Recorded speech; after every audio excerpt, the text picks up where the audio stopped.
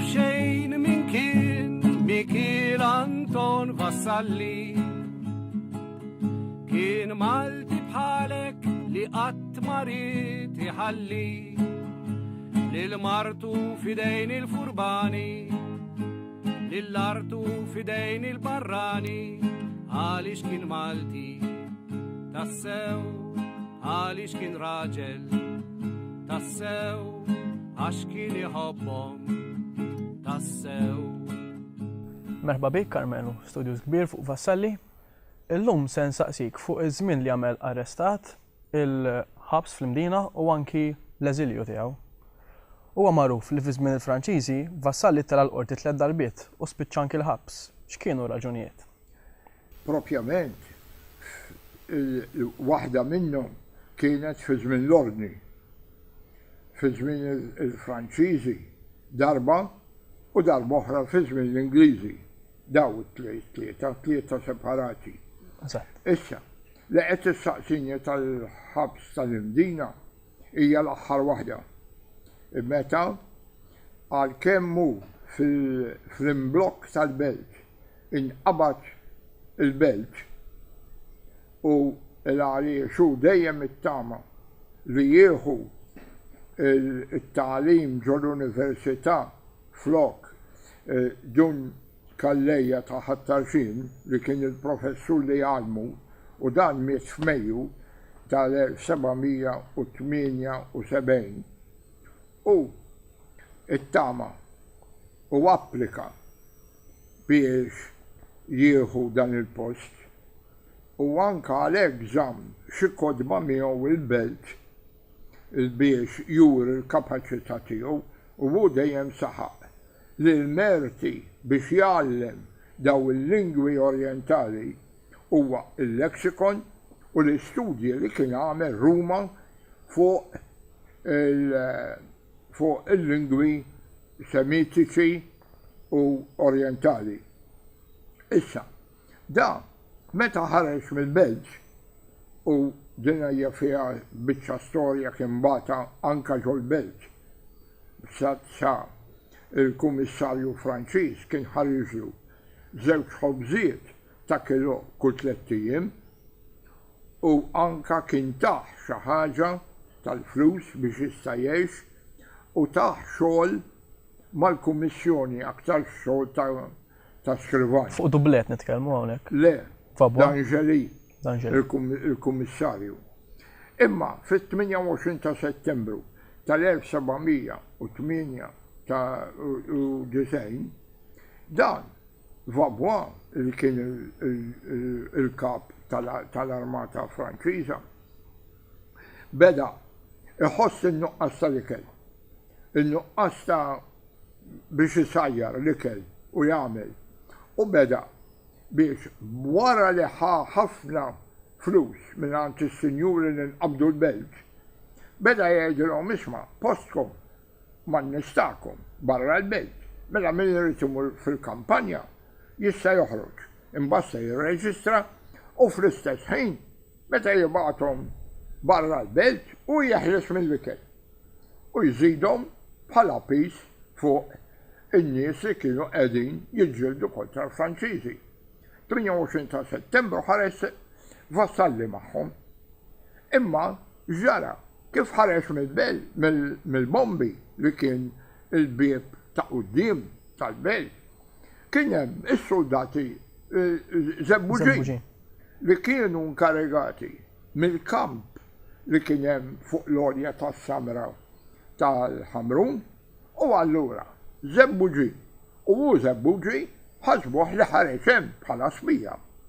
Arrestawh u fid-djarju li aktar xuwa ta' Alexander Moll insibu li sa wieħed b'xabla f'idu jarrestaħ u jkaxkru lejn Sant'Anton fejn kien hemm il-qorti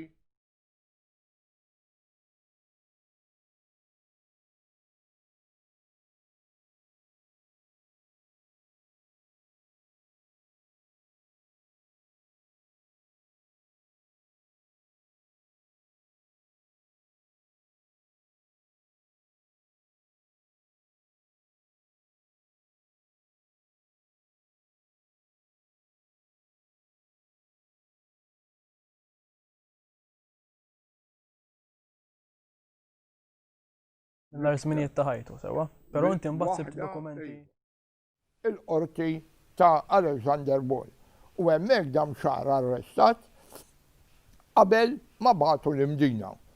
U qallu lill-kuratur tal-ħabs biex jagħmel is-sigurtà mill-iktar kbira bil ma jmurx jaħrab dal-bniedem billi kienu jafu li ħarab jew ħarbuh minn Rikasli.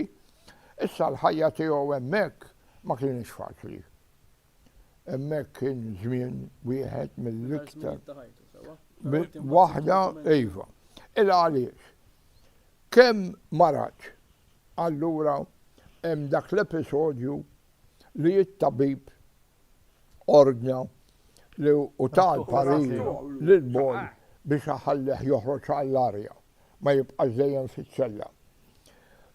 Meta marat bagħtuh fil-ħabs tar-Rabat. Sal-ħabs tar-Rabat kien il-Kunvent tad-Dominikani li l-Gvern Franċiż żarma l-kunventi kollha ta' Malta barra wieħed għal kull ordni għamlu sptar biex il-Franċiżi li jkorru jew jiġu feruti ikollu fejn jibgħathom. U bagħthom hemmhekk. Imma qallu massima sigurtà. Min kienu Ġakobini? U x'wassal biex wassal l-ispiċċa eżiljat minn Malta? Barra dan, minn studji oħrajn, insiru nafu li beda jirrakkonta ħajtu lil wieħed ħabib tiegħu Panza Vecchia li dana sar studju fuq ukoll. Mbagħad reġa' marat ukoll xhur wara. Iva, dak reġa' marat u ma nafux bliema marda imma kien marit sewwa. Għajdana ġo ċella taħt l-art bl-umdità u hu ma kienx għadu żgħir bħal meta kien fi żmien l-ordni. Rizzjonarji. U billi dan il-kunvent kien dedikat lil San Ġakbu, dew jissejħu il-klabb, il-membri tal-aqda tal-Ġakobini. Issa, il-kelma Ġakobin mbagħad ħadet sinifikat tifsira differenti. Ġakobin mbagħad beda jintuża l-għajta li kull min spija fuq sieħbu biex jarrestawh jew għamlu xi ħaġa u jikxfu, dak ikun ġakbin. Saret offiża ġifieri. U daħlet, spija, daħlet anka fil-lingwa Maltija. Ġakbin, jiġġakbinawk, ġakbinaċ, dejjem l-idea li tispjuna fuq sħiħ bik biex inti tinogħġob u hu jbagħti. Issa, Vassalli kien hawn il-klabb ta' Ġakobini Malta, imma l-iktar Ġakobini f'dak is-sens li huma favur il-Kostituzzjoni Repubblikana ta' Franza. Tajjeb. Dawna kien hemm anke l-Italja, kull fejn daħlu l-Franċiżi u jew dawk in-nies li ħarbu minn Franza u settiljaw f'pajjiżi oħra, waqfu dawn il-klabs, dawn iċ-ċirku ta' attivisti favur ir-rivoluzzjoni. Kif spiċċa eżiljat mbagħad Vassalli?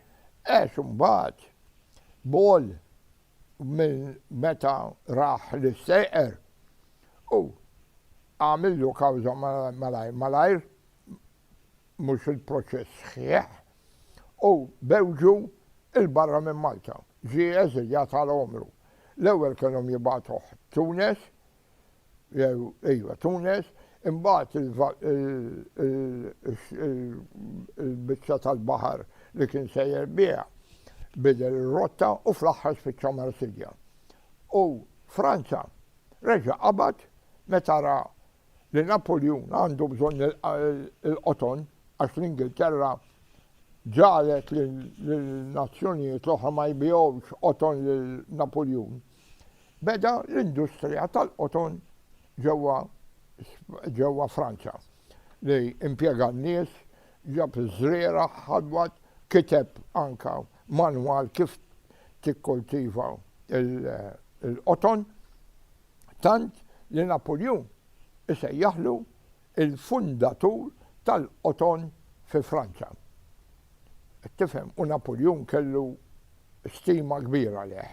Tant li 3 jum wara li dan Malta kien kiteb akkużi kollha kontra r-re, kontra l-ordni biex jiġġustifika għaliex ħataf fil-Malta u waħda minnhom. Għallhom intom kull min faħħar ir-Revoluzzjoni Franċiża għaddej toħġuri mingħajr proċess u keċċejtuh minn Malta. Fosthom il-Vassalli l-iktar bniedem erudit mgħallem fil-intqajt miegħu keċċejtuh il-barra. Bil-lejl binar jitħabad kien Vassalli għax frasu kellu ħsieb li qatt ma jfalli jisbaħ jum il-Maltin ikunu ħilsa u maqudin għal Malta isbaħ tassew.